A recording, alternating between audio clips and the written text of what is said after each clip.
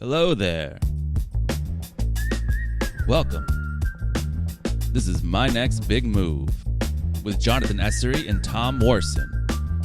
Hit it.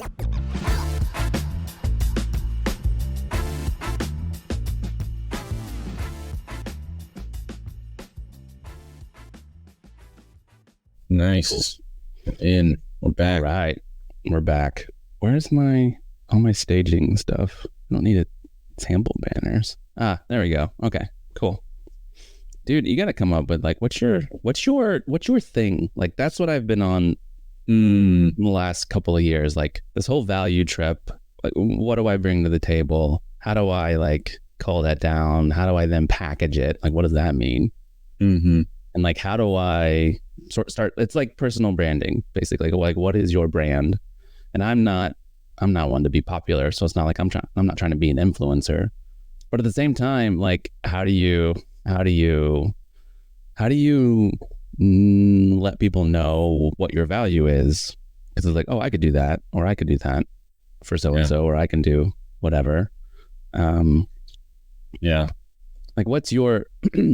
I've been on that journey, and only just now, kind of coming to, hey, I think this is my thing. Let's try that out. Yeah. Yeah. Do you have anything like that? Have you considered this? Yes. Or is Tom like just so powerful? I'm not. Well, I mean, I think I struggle with that for a few different reasons. One is like, I'm just so curious about so many different things. Be it urbanism or history or video games, like psychology, all that kind of stuff. So it's hard to like sort of settle on like a field and say, I think another piece too is like growing up in the Midwest. I was and growing up in an evangelical Protestant background as well. There was a little bit of like that humility thing, right? Like don't be too braggadocious. Don't don't inflate yourself. Good things come to the first shall be last and the last shall be first, sort of thing. Yeah. So so it gets hard to, or it's been hard for me to have a like, what's your thing? What's your value? Yeah. What's your brand? That is a tough thing. I went through the same thing. Like, I hold those principles. I had that upbringing. And so, it was very much, it would also like that coupled with, a strong middle class work ethic and understanding of the world, right? It was definitely, my parents came up from effectively nothing. Like they were fine, but it's not, they weren't buying new things, let's say. In rural Oklahoma, kind of mostly where they grew up. And so they got out of that to step up, right? From like what their parents could provide. They were like, okay, we're going to do a little bit more through getting a good job, right? Yeah. And it was always like, go get a good education, get a good job, you'll have a good life, sort of thing. And that did, right? And so that's the same sort of teaching that I took, or that they shared with me. And then naturally, it's like, okay, well, there are things that I absolutely want to take from what you guys provided me, and then there's more I think I could do differently, and I could go now beyond what you guys have been able to do. And so that's also been tough for me, and it's taken sort of like getting into the career path and like having some experience, a number of years, and realizing this is everywhere.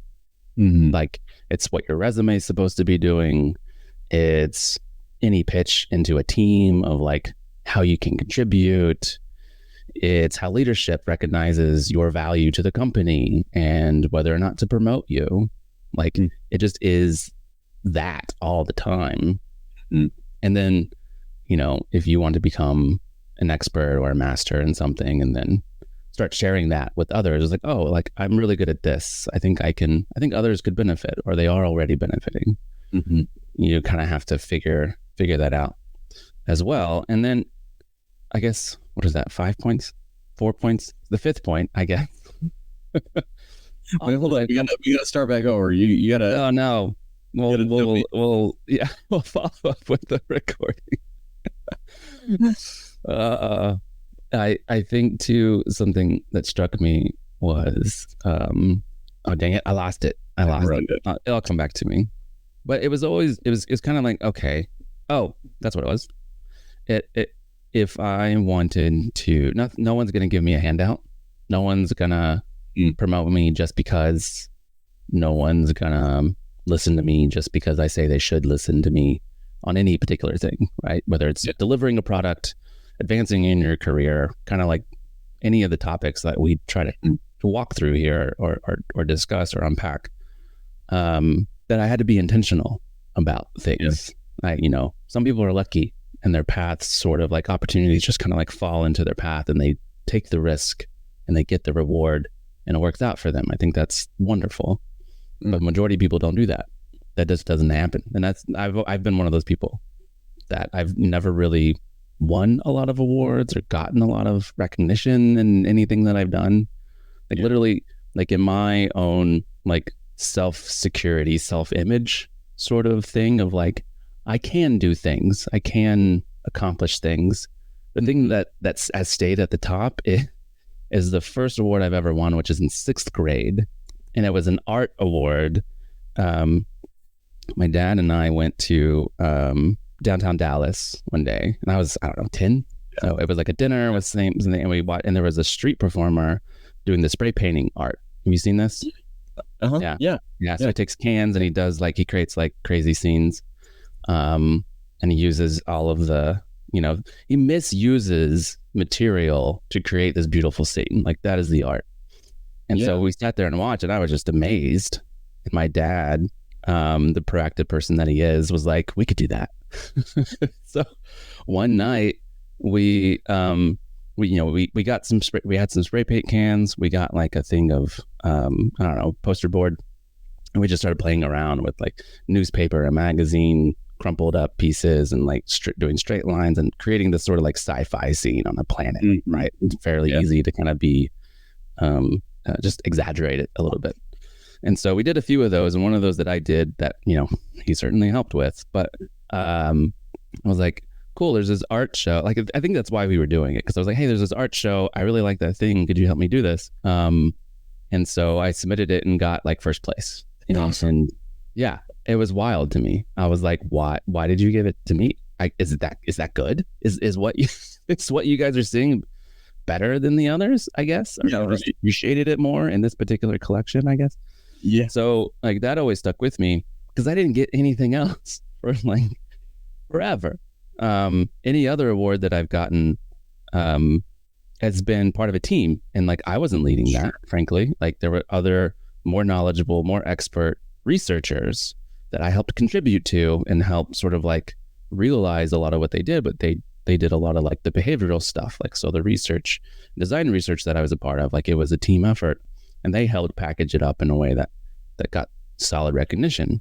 And I was grateful to be on that team, and I learned a lot. But like, things aren't just falling in my lap, So to bring this all the way back, it was like, I got to be intentional.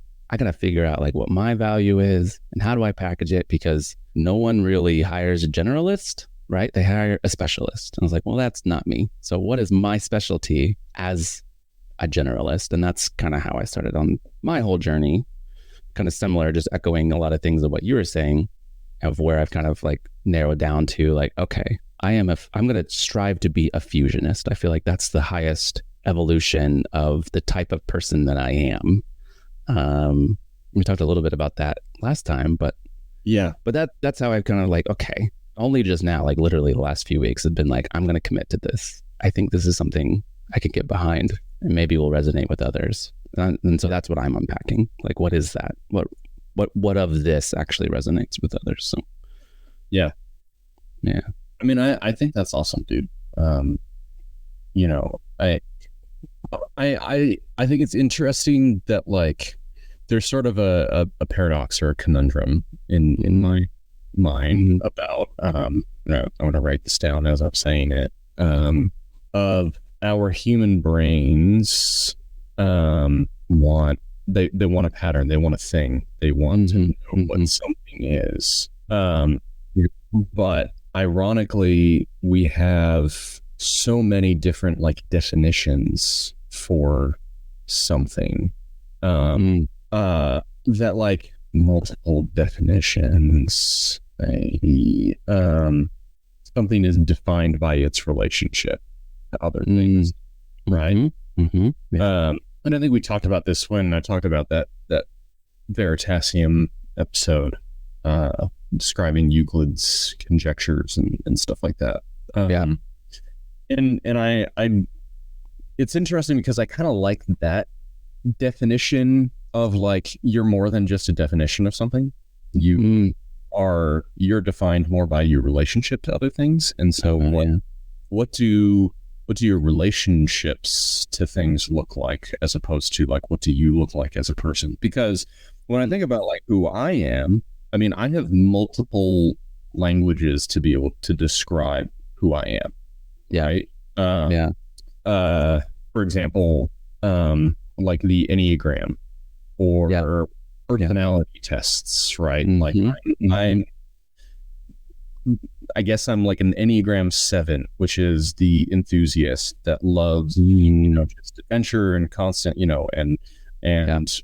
but when I'm very well integrated, the 7 moves towards the type 5 in this Enneagram language. And 5 is someone who like dives in deep. So, I use this language of saying like, well, I love adventure and exploring and curiosity. And when I'm well integrated, that adventure looks very focused and narrow. Versus when I'm stressed, it looks much more dispersed and chaotic and frenetic, right? Your negative path, right? Yeah. Is that how they talk about it? So you're a 7 wing 5. Isn't that how they do that? No, I'm a 7, maybe wing 6, I think. Oh, right. Because your wings are the ones on either side. On either side, you're a wing 6. And then I'm a 4 wing 5. Like we take over that whole quadrant. Yeah.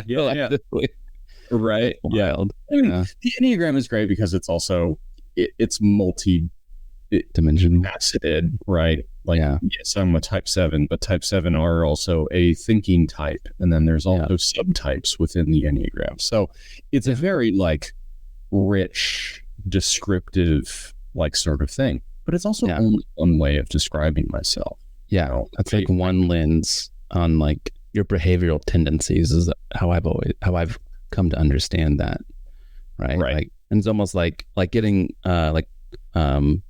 not to plug anything, but 23andMe and like getting a DNA test, finding out you're 100% you, right?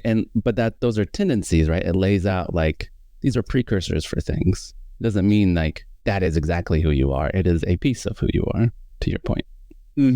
Yeah, exactly. It's one language of describing yourself, versus defining yourself in your relationships to other people, your jobs, your environment, stuff like that. And that can start to feel a little bit more consistent to me. Like, also, no matter how I look at it, I'm a very relational person, social. I get energy from being around interactions, stuff like that. And so it gets to be like, it starts to get easier to sort of say like, so who am I and what's my value? When I start saying, well, okay, so what's the consistent language that I can use? But that becomes hard again, because then it's like, well, how do I describe my value based on my relationships with a thing, when the world is looking for, give me a definition of who you are, because our monkey brain evolved to be like pattern recognition, find safety, find threats, and we want to identify something, and does that thing look like something else that I already know? So it's like, Okay, I start with I struggle to define myself in like words and definitions. So I define myself by relationships, but then everyone around me is looking for words and definitions. Yeah. Which they don't do a good job of defining who I am. Yeah. So I'm like, how do I reorient everyone to say that sort of thing?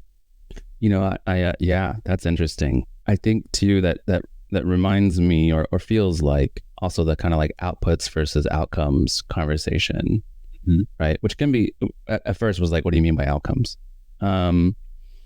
And so I heard recently like the simplest description. We use fancy words like outcomes, but like it's the benefits. Like what do you get out of it? Like, and so versus like the thing that is the output of your actions, right? And so like it sounds like you're saying a lot of people are looking for what do you do? Like what can you do for me? That's an action. Versus and you're like, well, I actually am stronger on the soft skills that enhance the outcomes that you're going after, right? Like, and that's a really, I've also found, because I resonate with that, because it's hard to describe the things that are one, like invisible, but also, I think the word is ephemeral, right? They exist for a moment and then they're gone. But in that moment that they exist, it brings you to clarity. It brings you over a threshold. Yeah. And then now you're at a new place and you can move on. And all you think about is like, oh, this person did this for me. Instead of like, yeah, but the way that they did it is what got you there.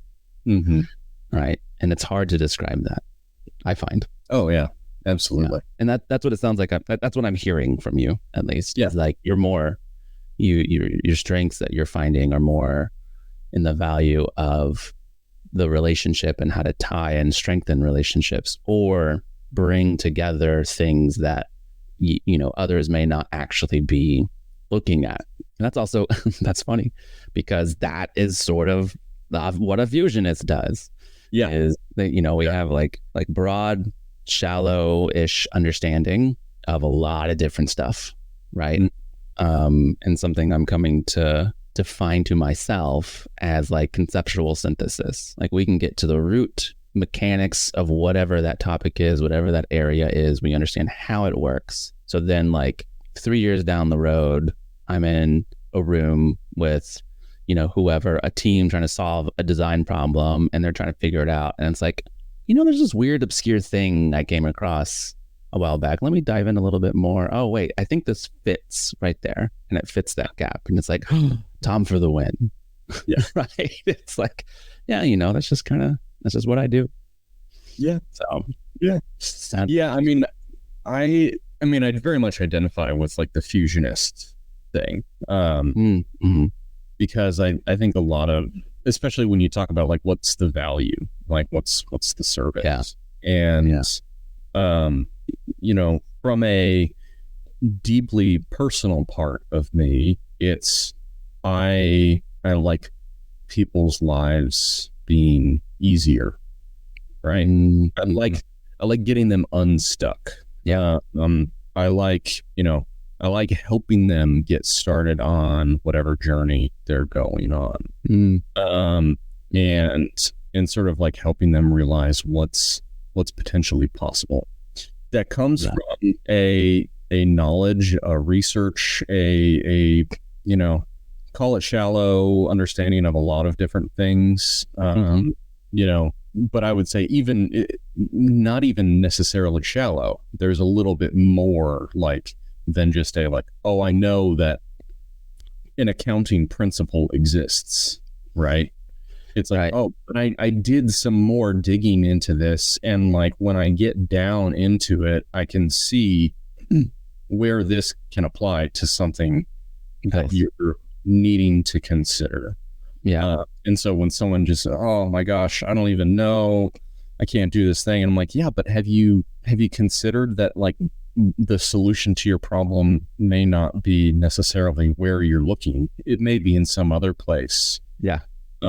And we can use analogies and different concepts and stuff like that as a way of helping you feel more comfortable and confident in sort of like taking that bite out of the elephant, right? Yeah, exactly. I'll use the example of like when I was forming my my consulting company, I was very curious in like what kind of taxes I needed to do. Because I have a healthy disdain for most accountants. Because I mean, I respect a lot of accounting people, but the number of horror stories I've heard of people doing tax prep and oh man, there's just something about something that important in my business being just handed over to somebody else who doesn't really know what I do. You have to like build that trust and know that you're gonna do what you need them to do. And a couple of like the past, neither here nor there. Point is I was very much interested in, okay, I have an S corporation for a, single owner consultancy. What do I need to do as far as taxes? Go on this deep dive about like paying yourself a reasonable salary and, what retained earnings and all these kinds of things. Somewhat simple accounting concepts, but in my mind, I'm saying like, oh, okay, now I'm splitting myself into 3 different people. I have Tom, the owner of the company, Tom, the administrator of the company, and Tom, the worker of the company. Yeah. So now when I start thinking about the types of transactions that I do when I'm talking to a, client or something, when I think about my pricing structure of like, well, what am I going to charge someone versus what do I need to run the business versus what's going to be the tax impact on right. that? How much money do I need to make? Does Tom, the owner, need to make in a year in order to make a living? Yeah. And then charge a reasonable. So I learned some of that for myself, and it's been interesting having other people who have started running their own business who are just like, I'm starting an LLC.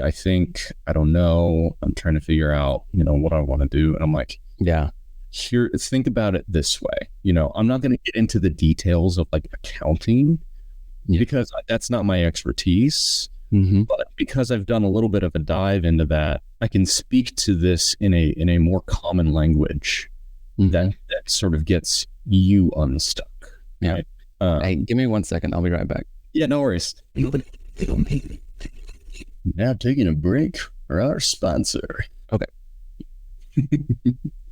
My dog was clawing at the vote Jon and Tom for your first thing of HelloFresh.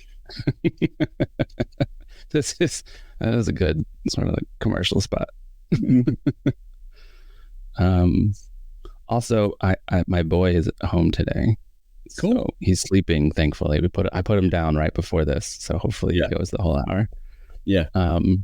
Well, wow, man. Yeah, I agree on a lot of those things. And I also kind of like went through some of that because I've been trying to figure out this business thing for, how old am I?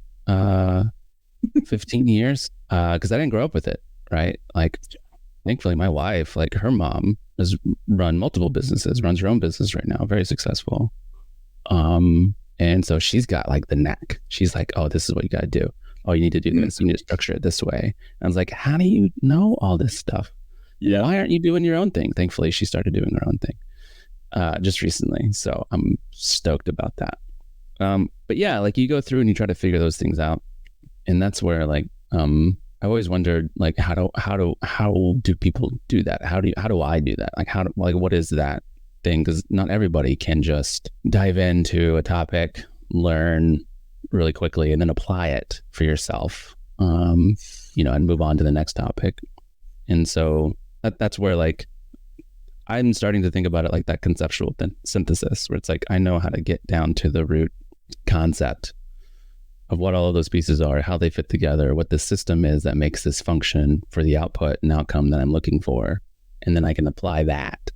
How does that work for me? How do I do this? Like the three ways you split yourself up, like you said, which is interesting. And that's not easy to do, so I don't know how to, so that is my first attempt at trying to package that idea of like, here's something I can do for you.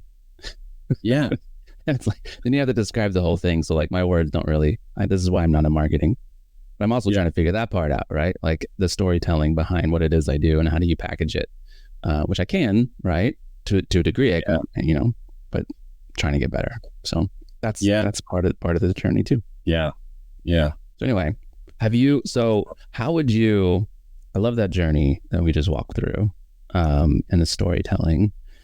How have you done any exercises, or do you have any desire, frankly, I should probably ask that question first, on branding yourself and how you sort of like describe your specialty. So like at Dialexa, we're V-shaped. And I love that. That's like, right. Like you're not just, it's not T. You don't have like one specialty. You have a variety and multidimensional knowledge across a small subset of things that may or may not be related to each other, by the way. Yeah. And then, oh my gosh, hold on. No worries. Yeah. Yeah. My wife just stares at me like, okay. Yeah. We actually, I ordered some lights to be like, hey, I'm recording right now, because I think something was happening. I think during our last recording, like Lee would barge in and she would come in and try to get my attention. And it's like, hey, we got to do something. Like, if this is going to just know. Yeah. Yeah. Like, I don't know. And she's fully supportive of that. It's just a weird dynamic now, because like you're working at home, right? It's not like I'm out in a official studio. We gotta, yeah, exactly. All right. I feel like I need one of those claps to like, I know, right? Yeah. Back up. Yeah. So have you been interested in that? Are you interested in that? And have you made any progress at all of what we're talking about? Yeah. I mean, yes and no. I can find it real quick. During the pandemic, something that I did was, I basically got off my computer and I got a piece of paper. And did you write a script about I did this thing, that has all these different, like, wait a second, I gotta get this on the big screen. Just you. Yeah, right. Wait, where is it? Hold on. Nope. Like, I don't even know where to start with some of this, right? Because it's just this massive, like, thing. And I couldn't even tell you necessarily, like, which part of us was the beginning, like, was it just writing things down? Like, was it, this, okay, what's my need over here? Was some of this like an emergent thing? So I'm going through it. But I think similar to how you did your, your bubble diagram of, types of things that you did, like, there was sort of this, like, okay, I'm just going to get some things down. What emerges? What comes out? And this is great because emergence is connected to complexity theory, which I know we talk about today. Yeah, good. That's a segue. I like it. So there was just sort of this, like, almost even letting go of a certain expectation of, what I needed let's get rid of these. There we go. What my value to be. Yeah. And I'd say I'm still going through this process, by the way, but, kind of similar to what's the story that you've been given, your heritage, your childhood, your Myers-Briggs personality type, sort of thing. Yeah. And sort of saying, what if I wrote a different story? And what does that story look like? And I think rather than trying to, like, force it, you take the little components, the simple pieces, and put them together and see what comes out, see what emerges. Which is why things like being organized, writing down my guiding principles, a lot of this, like, emerged, like, I have this, like, 15-point thing that's sort of like, these are my guiding principles. These are what kind of matters to me. This is the evaluation framework that I use for, like, decisions that I make about life or actions that I'm willing to take, or even just, like, my frame of mind. I can compare it to these things and say, like, is this consistent with what I'm saying I want to be? Mm. And if I find an inconsistency, it doesn't mean that I'm off track. It just says like, do I either need to change my posture to match what I had given myself previously, or is something new emerging and I'm no longer guided by this thing anymore, and I can kind of change course.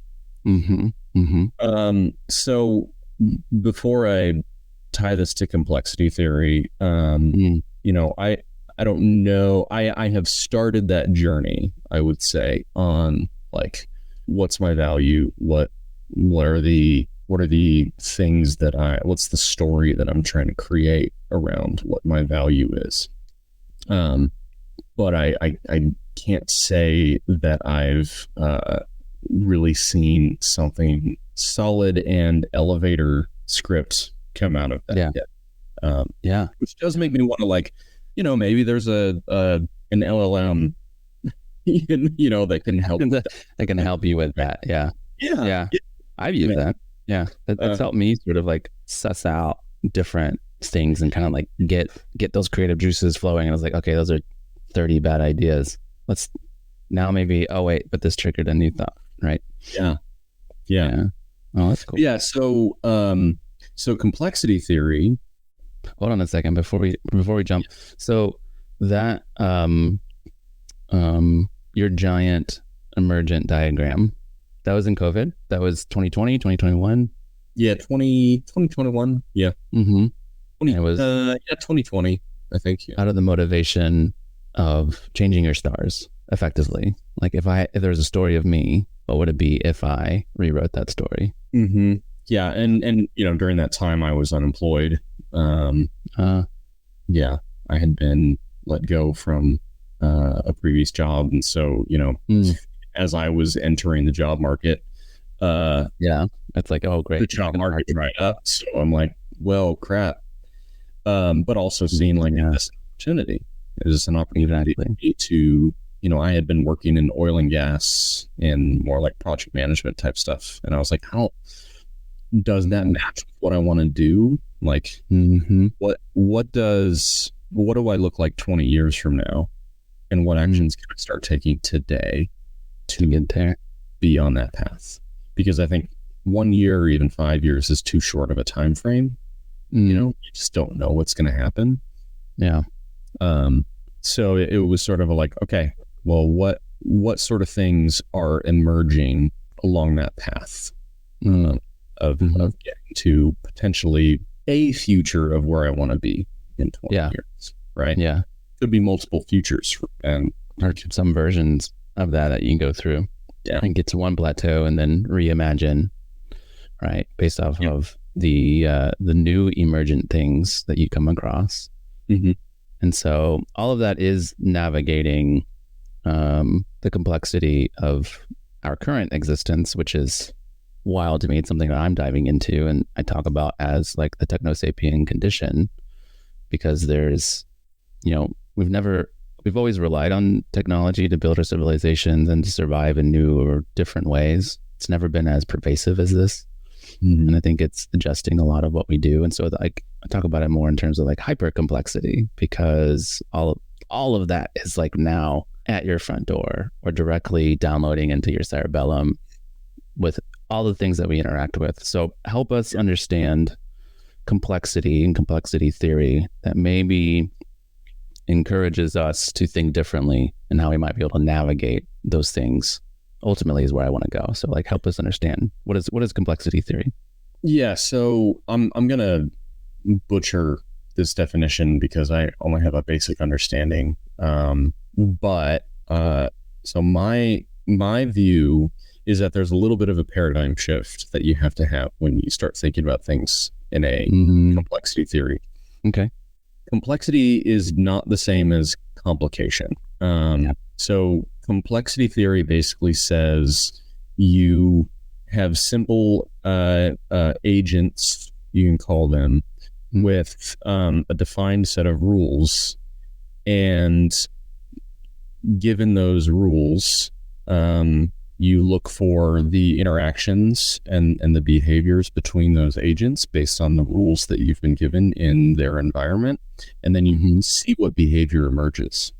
Right. So, there was a video that I watched of, you've got a kitchen full of a bunch of Yorkie terriers. They're all over the place.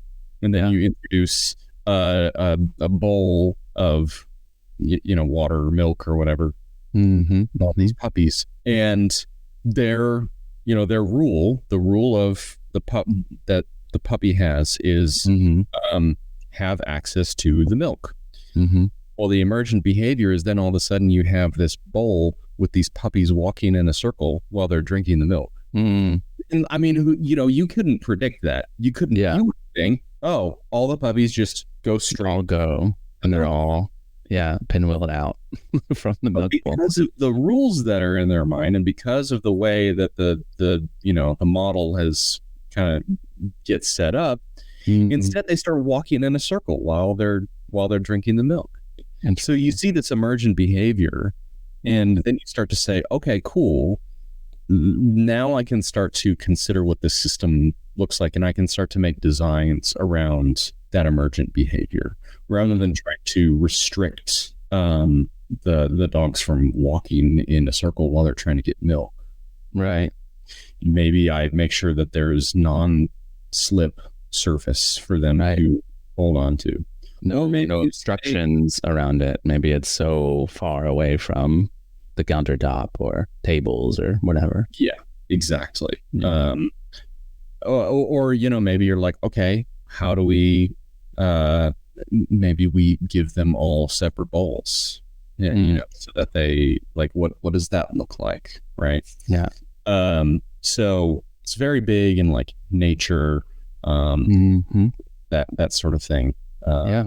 Because you have basically it's saying that you can't actually predict what's going to happen, despite the fact that the rules are so simple for the agents. You think about a flock of birds, right? Or a pile of ants. The rules are probably fairly simple. Follow the leader out front, sort of thing. Maintain a certain amount of space between myself and the bird next to me.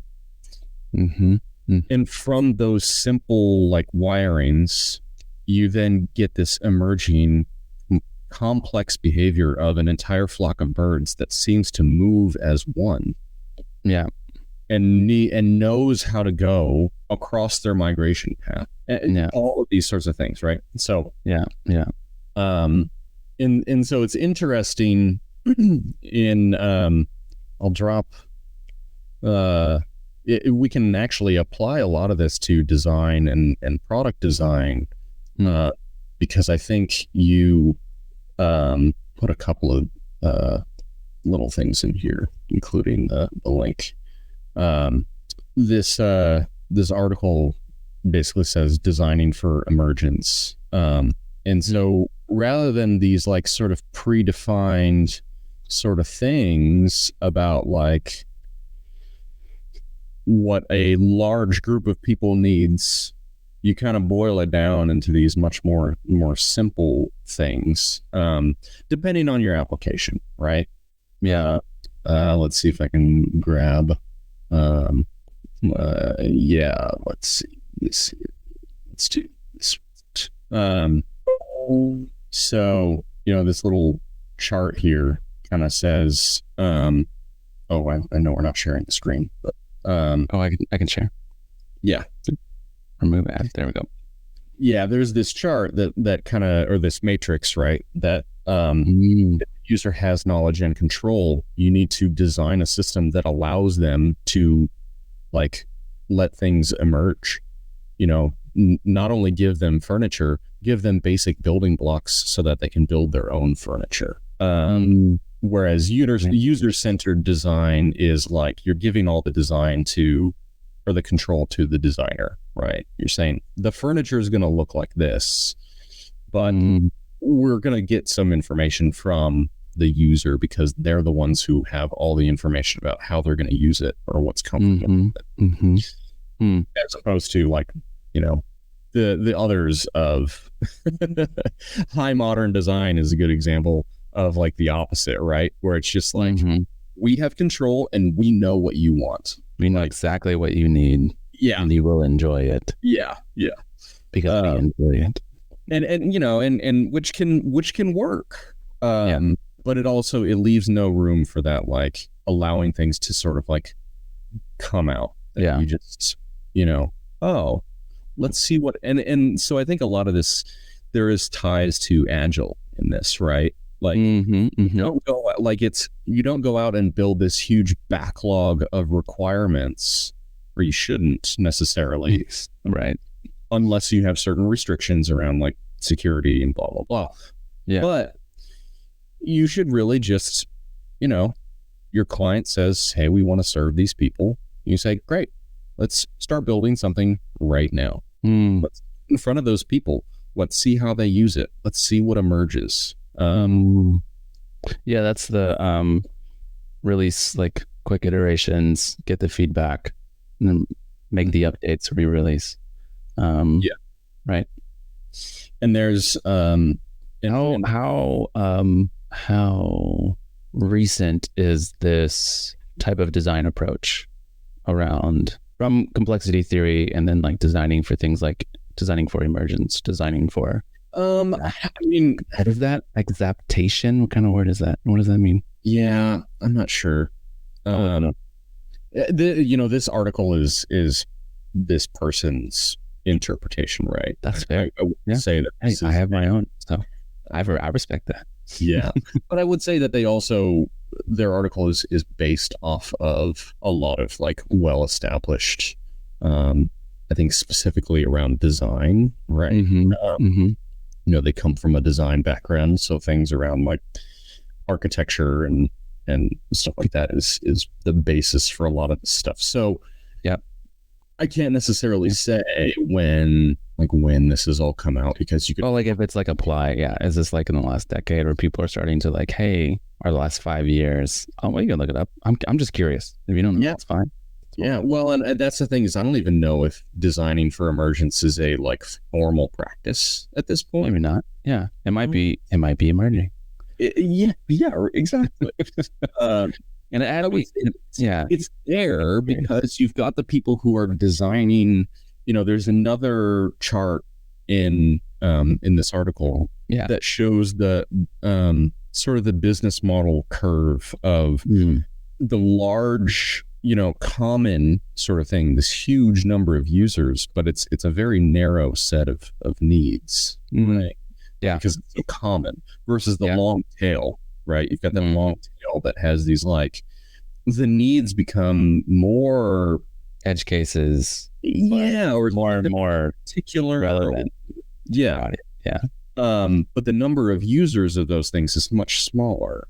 Right. So you're seeing that with like these long tail business models. But there's not like, I wouldn't say that there's like a formal practice around, you know, I wouldn't.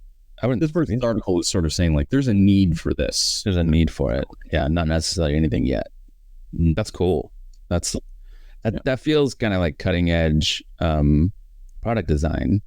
Yeah. And recognizing how to, we were talking about, a lot of what we were talking about before is like, how do you address certain behavior, right? Because it's baked in, but it's not, and it's semi-permanent but ephemeral at the same time.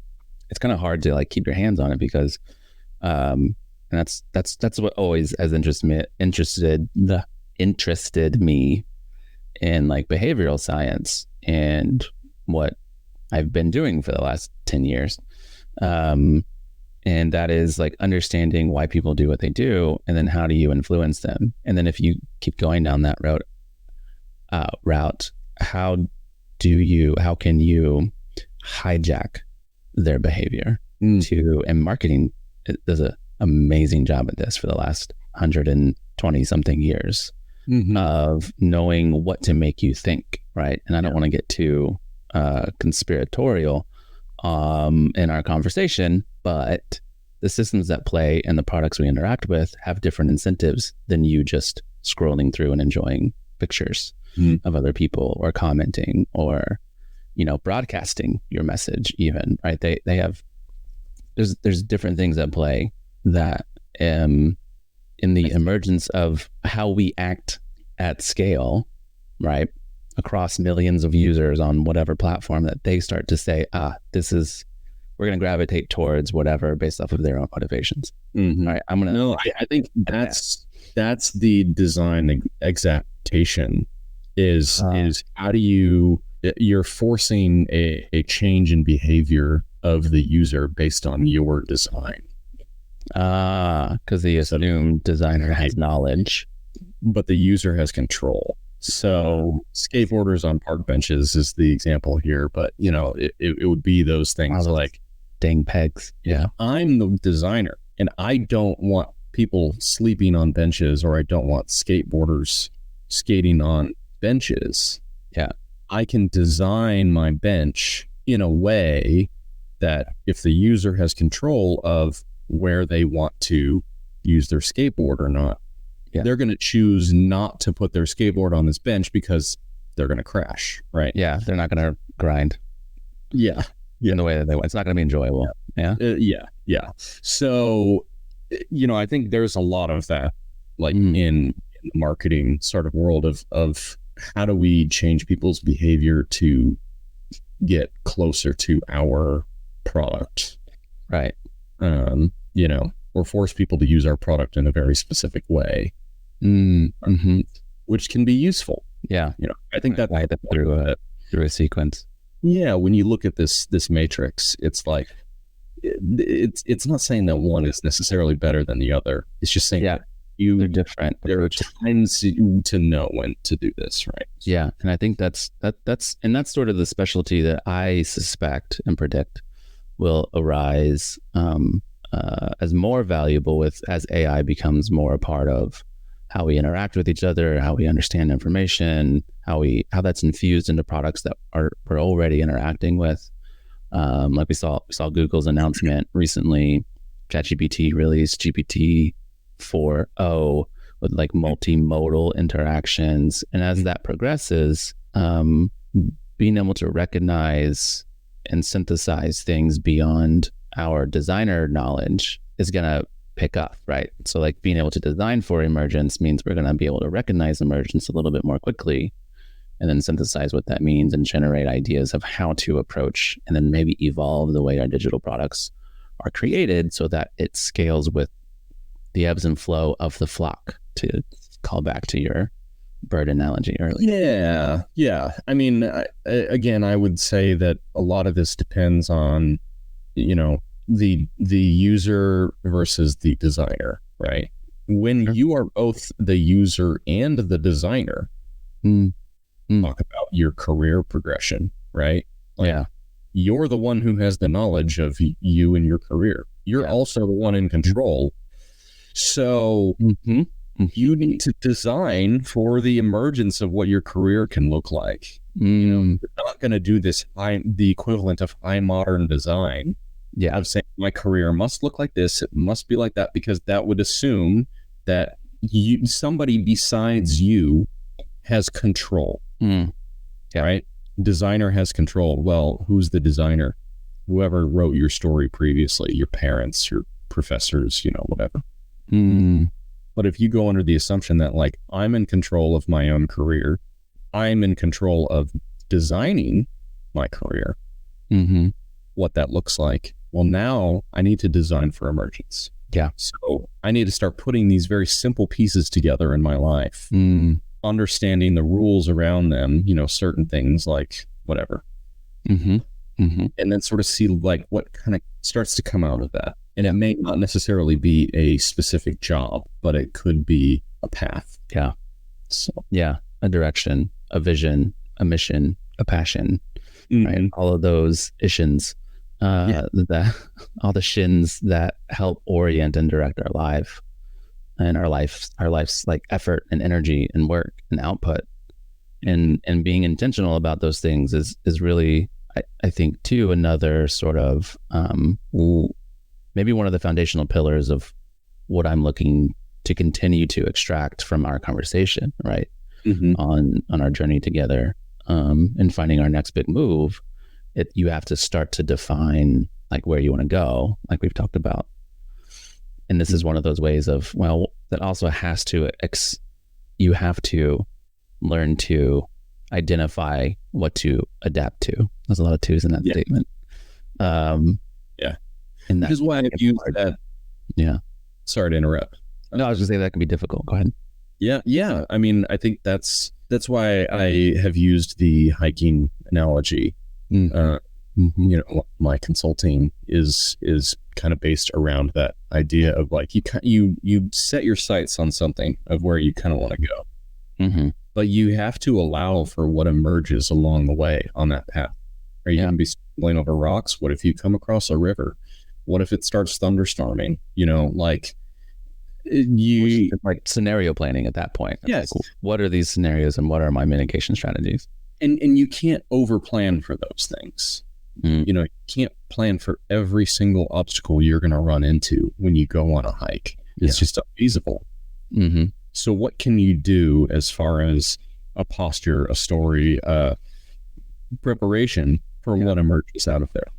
Okay. Well, am I the type of person who's going to persevere through everything, or am I the type of person who's going to say, I'm going to change my goal here, I'm turning back and I'm setting my sights on something different?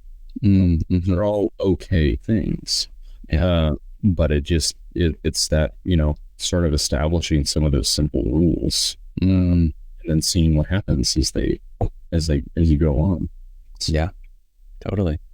Well, I appreciate that breakdown. You got me some new knowledge to kind of like think about. I'm currently prepping for a talk though that this might shift. It might shift how, like, one of the takeaways from that talk.